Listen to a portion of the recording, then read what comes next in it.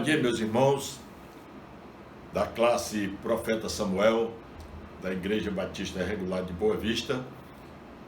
Tendo em vista ainda o confinamento que nós estamos obedecendo às autoridades sanitárias e da saúde do Brasil, nós continuamos trazendo as nossas aulas da escola dominical através desses vídeos. E hoje nós vamos trazer para todos os senhores a lei da delegação do poder, responsabilidade. É a 10ª lição da nossa revista da escola dominical. Levai as cargas uns dos outros, assim cumprireis a lei de Cristo. E o texto básico indicado está lá em Atos 9, de 26 a 30. Como é um texto curto, eu vou colocar o texto todo aqui na tela para nós lermos. Que diz o seguinte, versículo 26. Quando chegou a Jerusalém, quem chegou? Paulo, tentou reunir-se aos discípulos, mas todos estavam com medo dele, não acreditando que fosse realmente um discípulo. Então Barnabé o levou aos apóstolos e lhe contou como, no caminho, Saulo vira o Senhor, que lhe falara e como em Damasco ele havia pregado corajosamente em nome de Jesus. No 28 diz, assim, Saulo ficou com eles e andava com liberdade em Jerusalém, pregando corajosamente em nome do Senhor. Falava e discutia com os judeus de fala grega, mas estes tentaram matá-lo. Sabendo disso, os irmãos o levaram para Cesareia e o enviaram para Tarso. 30. A igreja passava por um período de paz em toda a Judéia, Galiléia e Samaria. Ela se edificava e, encorajada pelo Espírito Santo, crescia em número, vivendo no temor do Senhor. O papel de Barnabé foi muito importante nesse processo. Ele foi a carta de apresentação de Paulo aos líderes da igreja que acolheu o novo convertido. Uma vez acomodado na igreja, Paulo mostrou o mesmo espírito corajoso e saiu às ruas para testemunhar. Então, o que aconteceu em Damasco se repetiu em Jerusalém. Ele foi perseguido e os apóstolos os mandaram secretamente para outro lugar. Agora vamos fazer uma aplicação para que os irmãos vejam. Precisamos de Ananias e Barnabé na igreja de hoje.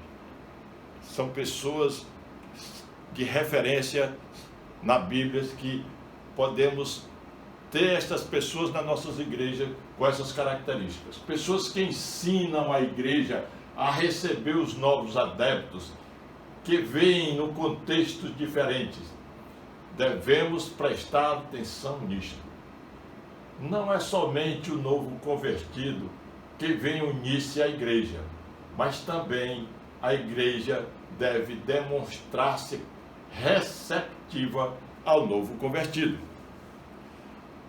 O versículo bíblico designado na revista para leitura nesta lição diz o seguinte: levai as cargas uns dos outros e assim cumprireis a lei de Cristo. Está em Gálatas 6, 2. Eu vou trazer um vídeo de um pastor que vocês conhecem muito, de uma palavra rápida sobre esse tema. Vamos ouvi-lo nesse vídeo.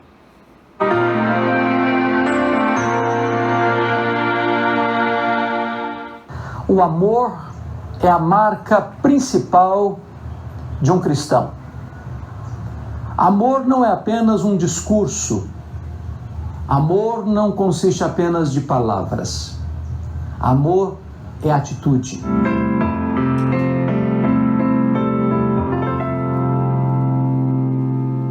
Por isso o apóstolo Paulo, ao escrever a sua carta aos Gálatas, disse que nós devemos levar as cargas uns dos outros. Não podemos viver no reduto do egoísmo. Não podemos viver tomados por esse sentimento de que a minha vida, a minha vontade deve prevalecer. Eu preciso olhar para o meu próximo como alguém a ser servido e não como alguém a ser explorado. Eu preciso estender a mão para o que está caído. Eu preciso consolar o que está aflito. Eu preciso ajudar aquele que está passando uma necessidade. Eu preciso socorrer aquele que está à beira do meu caminho, precisando de ajuda.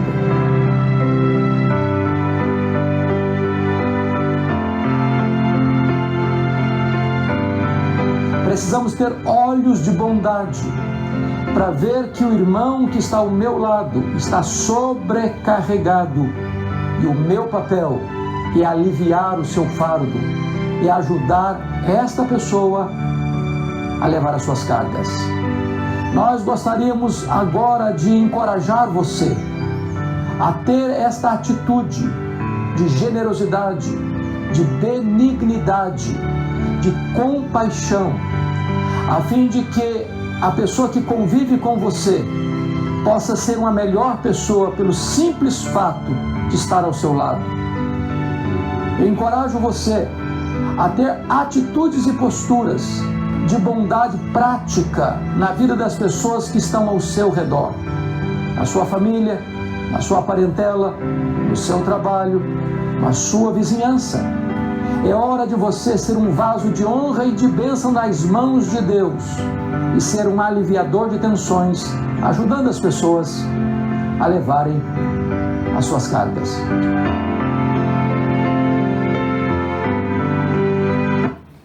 Uma ótima palavra, meus irmãos, trazida pelo pastor Hernandes Dias Lopes sobre esse tema que nós estamos desenvolvendo hoje na lição 10. O alvo da lição consta também na revista, que diz o seguinte: ao estudar esta lição, você terá condição de entender que delegar poder é uma forma de expandir a liderança, ser ajudado na tarefa de liderar e proclamar o reino de Deus. Os outros alvos que nós temos para os alunos, também constante na revista, é compreender que delegar poder é uma forma de expandir a liderança, desejar partilhar a liderança e confiar que Deus capacita outros além de você. Treinar outros a realizarem tarefas que são feitas por você. Confiar que há pessoas que são capazes quanto você para fazer o que você faz.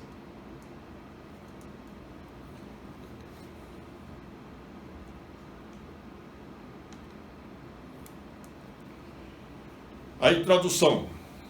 Delegar poder é repartir autoridade ou domínio com outros. A lição de hoje diz respeito à lei da delegação do poder, fundamental para o bom desempenho dos líderes no presente e essencial para a iniciação de novos líderes. Delegar. A ação de delegar consiste em dar a outra pessoa determinada responsabilidade. Isto significa que há dois sujeitos que integram nesta ação. Um delegado, que age como representante de alguém, e outra pessoa que decide ceder sua obrigação ou responsabilidade, ou seja, quem delega.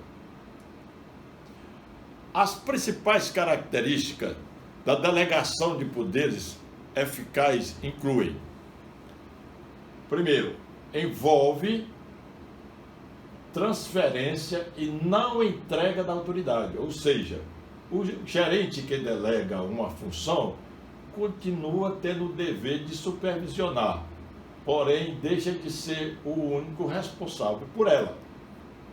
Ou seja, quando você delega uma função para alguém, você tem que supervisionar se ele vai cumprir aquilo que você está delegando. 2. É um processo de compartilhamento de trabalho, que tem como objetivo conceder autoridade e criar a responsabilidade em quem recebê-la. E a terceira, a delegação de poderes pode ocorrer em todos os níveis em que existir uma relação de subordinação. Só é possível quando o delegante tem autoridade e consegue transferir o senso de responsabilidade. O gerente não concede autoridade total aos subordinados, pois eles passam a ter autonomia, mas ainda terão que responder a alguém. Delegação não é abdicação. Portanto, a responsabilidade pela conclusão da tarefa permanece sendo do supervisor. Os principais benefícios da delegação de poderes, quais são? Primeiro, a delegação de poderes leva à divisão do trabalho e à especialização, o que é muito importante e facilita o crescimento organizacional. Serve como motivação para os funcionários, uma vez que demonstra a confiança que a administração tem para eles, gerando um sentimento de importância e reconhecimento. Auxilia na redução da carga de trabalho da gerência, pois como as tarefas de rotina são distribuídas, sobra mais tempo para se concentrar em atividades mais importantes. Cria uma atmosfera de confiança que ajuda a fortalecer a relação entre a gerência e os funcionários. O fato de ter autonomia para realizar suas funções permite que os colaboradores se desenvolvam e contribuam cada vez mais para o crescimento da companhia. Aprendemos com Moisés, em Êxodo 18, de 13 a 27, com Barnabé, em Atos 9, de 26 a 31, e com Jesus, em Lucas 10, de 1 a 24. Como a lei da delegação do poder pode ser aplicada, bem como os desafios e benefícios relacionados à adoção desta lei no exercício da liderança. Essas passagens bíblicas que eu coloquei aí, meus irmãos, vocês aproveitem, leiam em casa, como exercício de casa, para que vocês desenvolvam mais sobre esse assunto que nós estamos falando nesta manhã. A lei da delegação do poder. O que é a lei da delegação do poder? O medo de delegar causa consequências? Delegar poder, o início de um círculo virtuoso. Um fruto de investimento de Barnabé em pessoas. No caso, Paulo, está lá em Atos 9, de 27 a 28. Centralizar ou delegar? Vejam bem, na figura do lado esquerdo é um líder centralizador. Na figura do lado direito é o que delega poderes. Você não pode centralizar e nem abandonar. Centralizar demais, você quer fazer tudo sozinho. E delegar, você tem que cobrar e supervisionar. Vamos desenvolver um pouco sobre esse tema para vocês agora.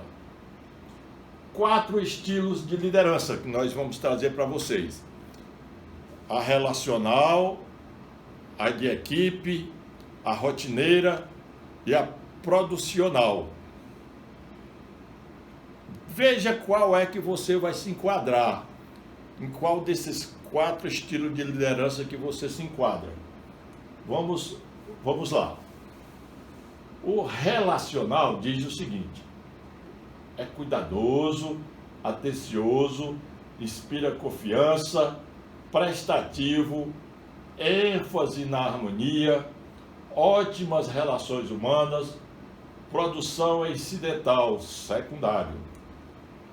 O producional, veja se você se enquadra nesse estilo: autoconfiante, tem iniciativa, produz, foco nos resultados, dirige e controla, inquieto, propõe mudanças. Boas relações humanas são incidentais, secundários. O que são rotineiros, são analistas de dados, não se arrisca, teme agir fora da rotina, mantém a segurança das rotinas, pouca preocupação com os resultados e com pessoas. E de equipe, motiva, inspira, vende a visão, desafios elevados, mantém a moral da equipe, alta performance, excelente nas relações humanas. Qual desses 4 você se enquadra? Então você fica aí na sua casa com essa inspiração, saber onde você se enquadra como líder, qual tipo que você se enquadra. Vamos agora desenvolver um outro quadro. Qual é o seu estilo natural e dos seus liderados? Na frase, o relacional diz o seguinte: tenta fazer amigo e influenciar pessoas. O producional, produza ou morra. Ele diz assim, a frase que ele diz é essa: produza ou morra. O rotineiro, não mexa demais que o barco vira. E aqueles que são de equipe, realização através de participação. Quando acontece um conflito, o relacional tende a não ferir ninguém. O producional domina e resolve. O rotineiro evita, prefere os procedimentos. E o de equipe confronta construtivamente. No processo de decisão, o relacional procura a opinião dos outros. O producional decide sozinho. O rotineiro segue os regulamentos. E o de equipe, aberto a debate e deliberação dentro de diretrizes. Na criatividade, o relacional não espera. O producional não enfatiza. O rotineiro chega a cortar. E o da equipe promove e experimenta. E os que têm compromissos, o relacional conseguindo através de bons relacionamentos. O producional conseguindo através de imposições. O rotineiro, por existir muita competição. De equipe, alto compromisso com relacionamento e produtividade. O desafio aqui é formar um estilo de equipe com os estilos individuais dos liderados. Fique com essa lição em casa, repasse e revejam vocês mesmos em casa sobre o relacional, o producional, o rotineiro e o de equipe. Agora vamos fazer uma dinâmica sobre o tema, levando em consideração o Mar Morto e o Mar da Galileia. Vamos lá, o que diz aqui o texto. Em Israel, há duas grandes massas de água, conhecidas como mares. Um é o Mar da Galileia e o outro é o Mar Morto. O Mar da Galileia recebe as águas do Rio Jordão, ao norte. Ao sul, o Mar da Galileia deságua as suas águas no Rio Jordão. O Mar Morto também recebe as suas águas do Rio Jordão e do Mar da Galileia, mas não há uma saída para as águas do Mar Morto. As águas chegam e morrem. O Mar da Galileia é repleto de vida, de peixe, de vegetação, enquanto o Mar Morto é desprovido de qualquer tipo de vida. Aqui temos um grande ensinamento, meus irmãos. O Mar da Galileia está sempre dando o que recebe, sempre nesse movimento, enquanto o Mar Morto apenas recebe e nunca dá. Portanto, a vida que é doadora, que dá o que recebe, é uma vida que sempre abençoa os outros, como o Mar da Galileia, cujas águas são sempre frescas, sempre cheias de vidas. Porém, a vida que apenas recebe, mas que não dá, não doa, é uma vida que se torna morta, estéril, como um mar morto. E, curiosamente, ambos os mares recebem as águas da mesma fonte doadora.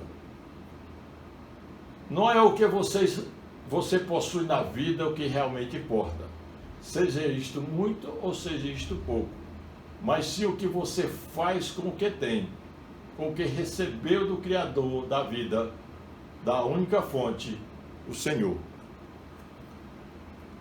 Qual é a lei da delegação do poder? A capacidade de realização de um líder se multiplica. E muito ele se propunha a investir sistematicamente parte do seu tempo e talentos na identificação e na preparação de quem passa a auxiliá-lo em suas atividades. Delegar tarefas é essencial para as organizações que buscam o crescimento. Ela permite que os líderes assumam responsabilidades maiores, evitando que fiquem sobrecarregados com as atividades que podem ser exercidas por outras pessoas. A delegação também contribui para aumentar a descentralização da gestão. Isso porque ela aumenta a importância do subordinado e evita a concentração da autoridade nos postos mais altos da organização, distribuindo ao menos parte do poder de decisão. Como delegar de forma eficaz? Verifique se o subordinado já não está sobrecarregado e se consegue receber novas atribuições. O líder não pode dar tarefa para uma só pessoa da sua equipe. Tem que distribuir os encargos. Não delegue uma mesma tarefa para dois subordinados, nem para o subordinado de outra pessoa. Ou seja, da mesma missão para duas pessoas diferentes não é bom. Isso não é boa liderança. Dá instruções claras e precisas sobre o que eu espero na tarefa. Ao fazer a delegação da tarefa, faça também a delegação de autoridade, ou seja, conceda ao subordinado o poder de tomar decisões, dá a ele o direito de ter iniciativa. Se verificar que algum problema se repete ao longo da execução, discuta-o com o subordinado. Ouça as ideias e sugestões trazidas, transmita confiança ao subordinado, não deixe de fazer crítica quando julgar necessário, mas busque destacar sempre os pontos positivos do trabalho. Se precisar criticar o desempenho do colaborador, não faça isso na frente de outros funcionários e não o ameace. Saiba recompensar bons desempenhos. O medo de delegar causa consequências. Líderes concentrados em si mesmo contribuem gradualmente para o seu próprio esgotamento e extinção. Está lá em Êxodo 18, 17, 18. Assemelham-se ao mar morto que aprisiona em seus limites quase toda a água recebida no Rio Jordão, sem dar-lhe vazão, e ao fazê-lo diminui de volume a cada ano. A água retida evapora, restando em seu lugar uma altíssima concentração de sal que impede a sobrevivência de qualquer ser. É cada vez menos mar e cada vez mais morto.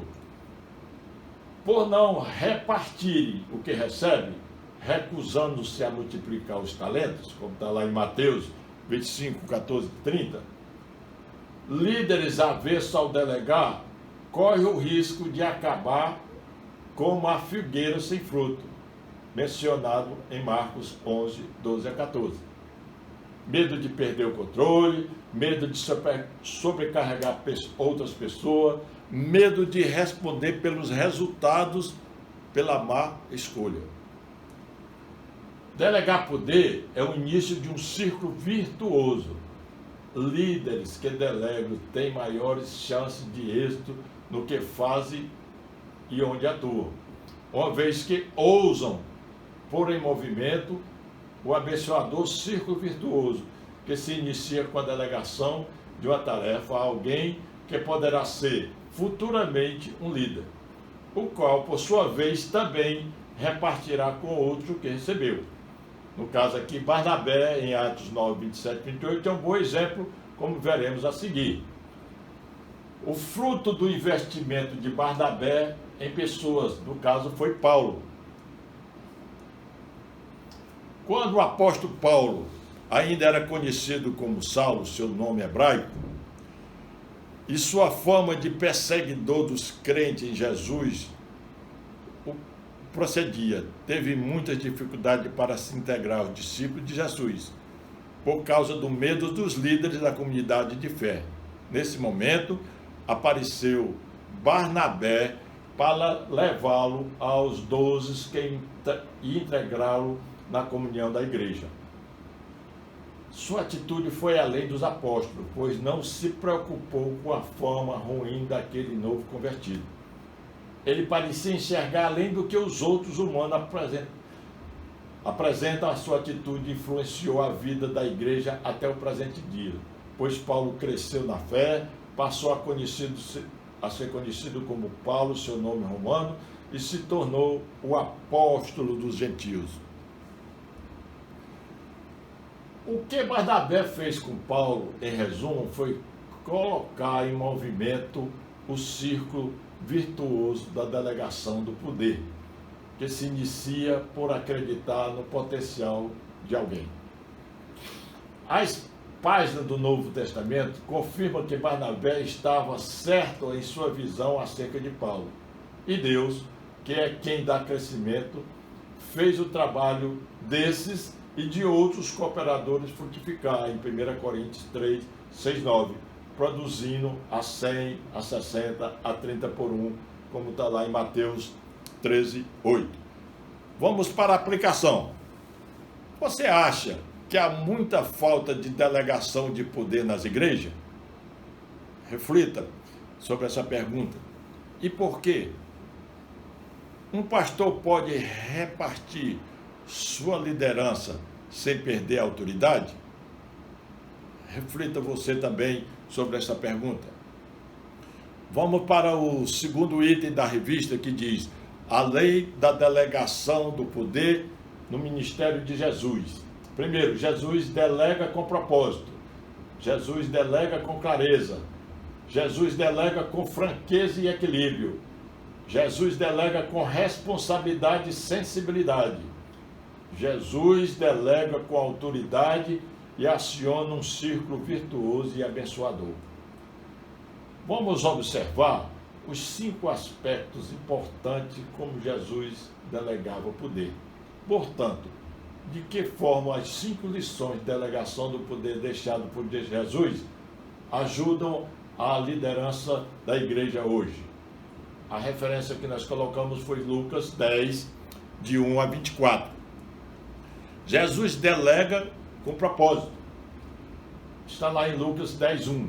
Depois disso, o Senhor designou outros 72 e os enviou 2 a 2 adiante dele a todas as cidades e lugares para onde ele estava prestes a ir.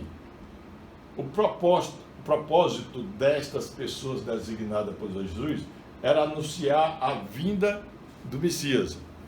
Jesus os delegou para uma missão, não para um passeio. Um líder deve conectar seus cooperadores com um propósito maior pelo qual vale a pena lutar.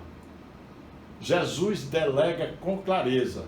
E se todos nós, meus irmãos, quando a gente delegar ou dar uma ordem, nós estamos na frente de uma liderança, tem que ser clara a sua ordem para poder a missão ser cumprida corretamente. Então vamos lá, em Lucas 10, 4, 12, abordou as instruções práticas para as diferentes situações que anteviu. Disse o que os discípulos deveriam levar, o que não devia, com quem conversar, o que anunciar, como lidar com situações adversas, onde obter sustento, etc. Um líder deve esforçar-se sempre por comunicar claramente a tarefa que deseja ver cumprida. Jesus delega com franqueza e equilíbrio. Jesus foi claro e preciso nas informações dos riscos da missão. Admitiu que a seara era grande, mas os trabalhadores são poucos, no versículo 2. Que os discípulos eram como cordeiro no meio dos lobos, no versículo 3. No versículo 19, relatou o lado feliz dessa história.